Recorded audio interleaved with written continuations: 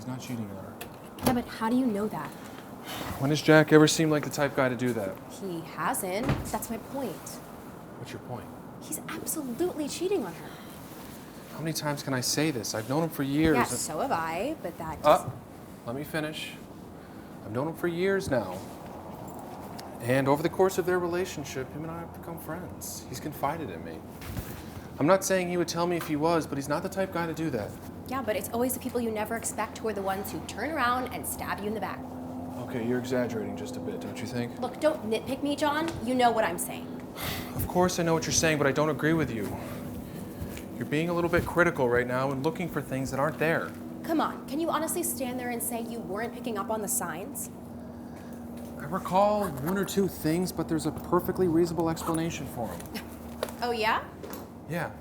All right, well, what about his total disinterest in talking to Jill tonight? He was giving her the runaround the entire dinner. What do you mean? He was fine talking to you, and anytime she tried to talk to him, he completely brushed her off. Well, to be fair, he did say before he sat down that he was sorry if he seemed out of it, that he had a long day at work. And the reason he brushed her off is because I asked him about his trip to Florence. And he started getting really into it, and to be honest, so did I. Speaking of which, we should think about making a trip there. Okay, don't change the subject. I'm not. It's just an idea. My point is things that seem suspect often have a perfectly reasonable, innocent explanation.